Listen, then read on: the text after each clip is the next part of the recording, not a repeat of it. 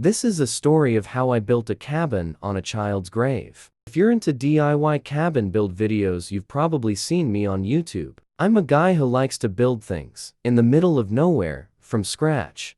The land I bought for my third cabin was incredibly cheap, about $15,000 for 3 acres in the Minnesotan wilderness. But man, was it a son of a bitch to get to. Accessed by old and serviced logging roads many miles from civilization. That's parts of what drew me to it, I guess. It took me the best part of 2 days and 3 round trips with the pickup and trailer to haul all the materials up there. The plan was to camp on site for a month during the build, without having to do any more return trips. The site was beautiful, a clearing in the woods, with a gently flowing river passing through the back of the property. I could wash, drink, and fish that river. With any build, I started with the foundation, clearing shrubs, marking out the footprint with string, and then digging 3 feet holes for the corner posts. As I was filming all this, it was slow work, and I was already 8 days into the project when I finally had the foundation completed. That's when the man came. I was in the river washing my hair. I had plunged my head into the cold water to rinse off the soap. As I emerged, he was standing right there at the river's edge, a heavily bearded man that looked like he'd been out in the bush a little too long. I know it's a cliche, but he had a slightly crazed look in his eyes.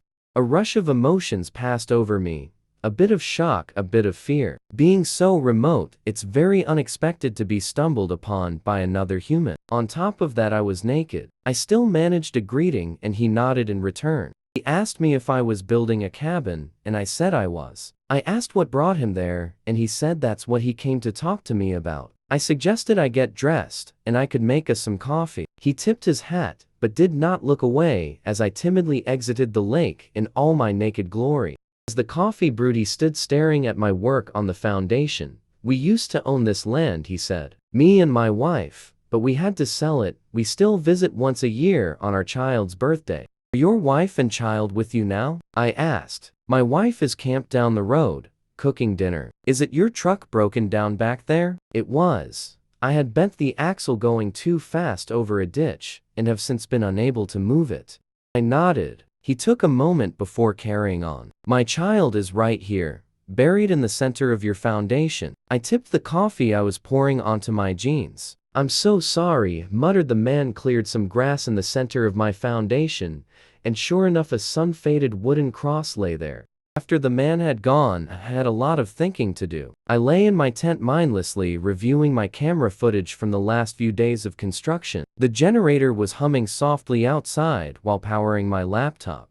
The man had asked me to move my cabin, but doing so would put me way behind schedule, and I had to be back at work in a month. Also, that was the only flat and treeless part of land on my plot. I hadn't brought the tools for felling large trees. As I lay there scrubbing through the footage, I realized the camera must have been left on while I was bathing. It has been aimed at a log I had been sawing before taking a break to wash, and the man had passed right through the frame. The fucked up thing was, he wasn't alone. A woman was with him. Why would he lie? Did they see that I was bathing, so his wife headed back to their camp? I scrubbed back through the shot. I didn't see him or the woman pass through frame again. I was interrupted then by some scuffling outside my tent. At first, I was alarmed, but then realized it was probably Tufty, the fox I had befriended through feeding him my leftovers. I unzipped the window, and sure enough, Tufty was licking my plate clean. I didn't sleep well that night, my mind reeling about the grave and nightmares of the man and his wife. The next day, I decided to continue with the build. This was my land now. If the man returned, I would let him move the grave. So I continued working 12 hours a day to stay on schedule, only taking a break to eat and occasionally cool down in the river. And 5 days later, he returned. The sun was setting as I sat outside my tent. I was filming an outdoor cooking segment for the channel. Beans, sausage, and wild mushrooms on the camp stove. He was not so friendly this time. Eyeing my cabin, he could see I had not moved my foundation, and I had now laid the floor joists and decking. He didn't even say hello. He stood there glaring at me for a minute, and then made a show of spitting at the ground beside me, before storming back down the trail, a hatchet tucked in the back of his belt. By this point, I felt a little relieved. He was understandably upset, but hopefully I had seen the last of him and could continue with my project in peace. My mood improved greatly when Tufty later turned up and shared some of my sausages. The days ticked by with little to note. Raising the first wall of a cabin is always a big moment. Doing it alone is tough, but through practice, you work out methods of lifting and holding the heavy wall sections into place. I raised 2 walls that day and was feeling pretty good about it. It was another hot June day, and I went to collect some cool drinking water from the river. As I approached the water's edge, I could smell something pretty bad. If you've ever smelled death before, you'll know it's instantly recognizable. The FLIs led me to it, and soon tears were streaming down my fob. It was Tufty's body, rotting in the reeds, his head separated clean from his neck. I almost threw up in the river, but could only dry heave. Then quickly I looked around, wondering when the man had been here. I searched for clues in the mud, but found none.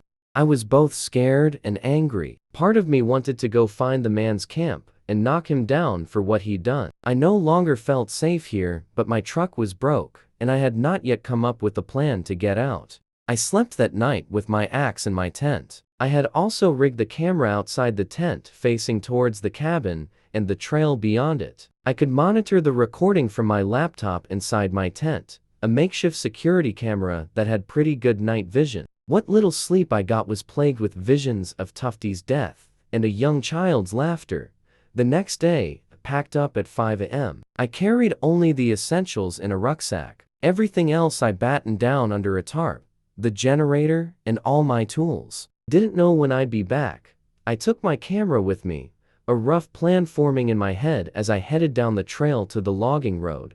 When I got to my truck, I saw the tires had been slashed. It didn't matter anyways as the axle was broke, but I filmed the tires as evidence. I continued down the road looking for fresh tire tracks in the mud. It wasn't long until I found them. They turned off into the backcountry, and I followed them for 15 minutes until the man's camp was in sight through the trees. White smoke raising up from a fire. His old truck was there, parked about 100 yards outside his camp. I looked in the window. The keys were left there in the ignition, a common practice of rural living. I crept closer to his camp, keeping myself hidden, camera in hand. About 50 yards out, I saw him, cooking breakfast over the fire. I needed to get closer. Having a fixed lens, I could not zoom in, and I wanted more evidence to take to the police. I got so close I could smell him. He was due a wash. A tree with a mossy base allowed me to settle and hold my camera steady without making a noise. I barely took a breath due to the fear that gripped me now, an icy cold feeling passing over my whole body. The man was crying, talking to himself as he cried. I could hear every word, and he was clearly alone, no wife to be seen. After a couple minutes, I panned the camera around his camp and saw a stump where he had done it. A hatchet lay there bloody, Tufty's fur and blood. I had seen enough and crept back towards his truck. I hopped in and turned the key in the ignition. It turned over, but didn't start. I looked behind. The man had heard and jumped up from his seat. I turned the key again, no joy. The man was running towards me now, his speed incredibly fast and efficient through the bush. I had one last chance at this and jammed my foot into the gas as I turned the key again. She coughed to life, and I slammed her in drive, almost breaking the lever. The man was just feet away, but the tires caught traction, and I floored it through the bush. I believe he got close enough to touch the truck, but as I finally swerved back onto the logging, I had created a safe gap between us. I drove 2 hours to the nearest town. I was starved, so I pulled into the only cafe to get some breakfast. After ordering the pancakes with bacon, I asked the owner where the police station was. He said it didn't open for another hour on Sundays. It's funny how when you're living out in the woods, you stop keeping track which day of the week it is. While I ate, I prepared my video evidence to show the police. I needed a clear image of the man, and remembered on his second visit, he stood in front of my camera while I was cooking. It took a while to find the clip, but when I did, I almost choked on my hot cakes. As the man spat at me, his wife stood next to him clear as day. She was pale, long black hair, and wore a lobotomized expression as she stared off camera towards my cabin. Then she crouched down and a small pale child ran into her arms. As the man turned to leave, they left with him. I then got the idea to look at the night footage from when I set up the camera for security. I fast-forwarded through hours of darkness, and then the little girl suddenly appeared again, skipping around my campsite in a white dress. I was now shaking with fear, but still managed to load up the footage from today at the man's camp. And there they were again, mother and child right there by the fire. I could hear them now as well. I turned up the volume on my laptop. The voices just audible over the crackling of the fire. "Daddy, how did I die?" The child asked. "Your mother. She did it," he said. "Why?" "I don't know. I guess she was hungry," he said through his tears. The child turned her head towards her mother, revealing half of her face had been chewed away. "How did mom die?" "I killed her," said the man, "for what she did to you." That's it for today's story. Make sure you subscribe for more stories like these. Don't forget to like and share the video. See you in the next one.